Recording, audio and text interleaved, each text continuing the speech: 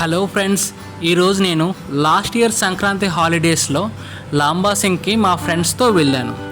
అప్పుడు మెమోరీస్ ఇప్పుడు మీతో షేర్ చేసుకుంటాను. ముందుగా లాంబాసింగ్ విలేజ్ గురించి తెలుసుకుందాం.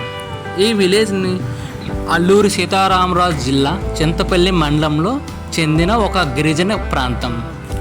ఇక్కడ వెదర్ గురించి మాట్లాడితే ఇక్కడ డిసెంబర్ టు జనవరి ఎక్స్ట్రీమ్ వింటర్లో 1 నుండి 3 డిగ్రీల వరకు ఉంటుంది. మిగిలిన కాలాల్లో 10 to 15 డిగ్రీ సెంటీగ్రేడ్ ఉంటుంది. కాబట్టి ఈ ప్రాంతాన్ని ఆంధ్ర కాశ్మీర్ అని కూడా పిలుస్తారు. ఇది సముద్ర మట్టానికి 3280 ఫీట్స్ ఎత్తులో ఉంది. దీనివల్ల ఇక్కడ శీతల గాలులు వీస్తూ పర్యాటకులకు ఎంతో ఆహ్లాదకరంగా అనిపిస్తుంది. ఇక్కడ చూడదగిన టూరిస్ట్ అట్రాక్షన్లో మొదటిది ఎర్లీ మార్నింగ్ సన్ రైజ్. ఎలా ఉంటుంది అంటే పాల సముద్రం నుండి సూర్యుడు బయటకు వస్తున్నట్టుగా ఆ తెల్లని దట్టమైన మేఘాలు ఆ మౌంటైన్ హిల్స్ అంతా కప్పేస్తాయి. వాటి నుండి సూర్యుడు బయటకు వస్తుంటే మీకు ఒకే పిక్చర్లోనే 2 ఆకాశాలు కనిపిస్తాయి. వీటిని చూడాలనుకుంటే మీరు ముందు రోజు నైట్ కల్లా లాంబాసింగ్కి చేరుకోవాలి. మేము కూడా అలానే నైట్ నియర్లీ 8:30 కల్లా లాంబాసింగ్కి చేరుకున్నాం. ఇక్కడ చాలా రిసార్ట్స్, ఇంకా lodges and tentage and camp firing facilities చాలా అవైలబుల్గా ఉంటాయి. మేమైతే ఈ బీబీ పార్క్ టెంటేజ్లో స్టే చేసాం. రేట్స్ అయితే చాలా అఫోర్డబుల్గా ఉన్నాయి. ఫుడ్ గురించి మాట్లాడితే ఇక్కడ బ్యాంబో చికెన్ చాలా ఫేమస్ అండి. మీరు కూడా ట్రై చేయండి.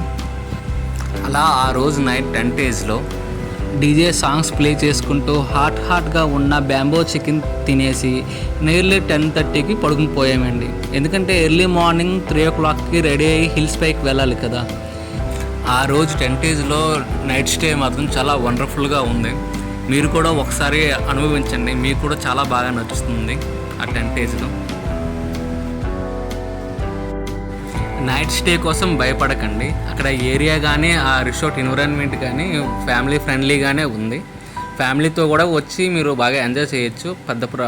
అక్కడ ఏం ప్రాబ్లం ఏమీ లేదు. కార్లో వచ్చిన వాళ్ళకి కూడా ఇష్యూ అండి. అక్కడ చాలా పార్కింగ్ చాలా పెద్దగా ఉంది. నో ప్రాబ్లం, వెహికల్ బాగా పార్క్ చేసుకోవచ్చు లోపలే.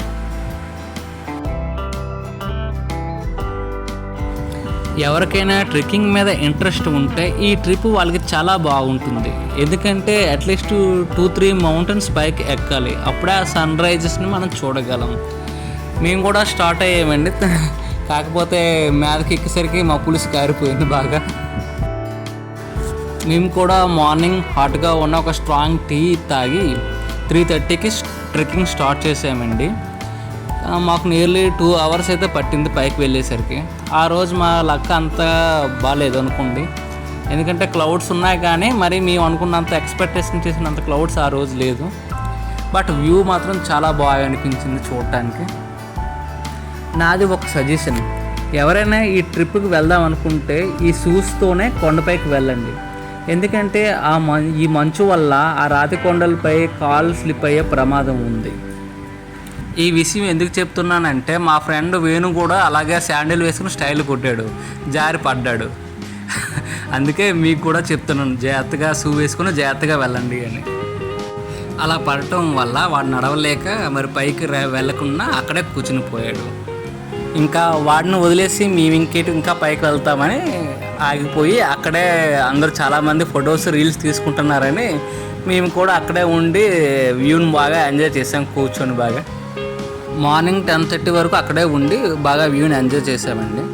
మీరు కూడా వెళ్ళాలనుకుంటే కాస్త జాగ్రత్తగా వెళ్ళండి, చాలా బాగుంటుంది వ్యూ అయితే మాత్రం. ఎక్స్ట్రీమ్ వింటర్లో వెళ్ళండి, ఇంకా బాగుంటుంది. వింటర్ క్లాత్స్ అన్నీ పట్టుకుని వెళ్ళండి, ఎందుకంటే అక్కడ చలి చాలా ఎక్కువగా ఉంటుంది.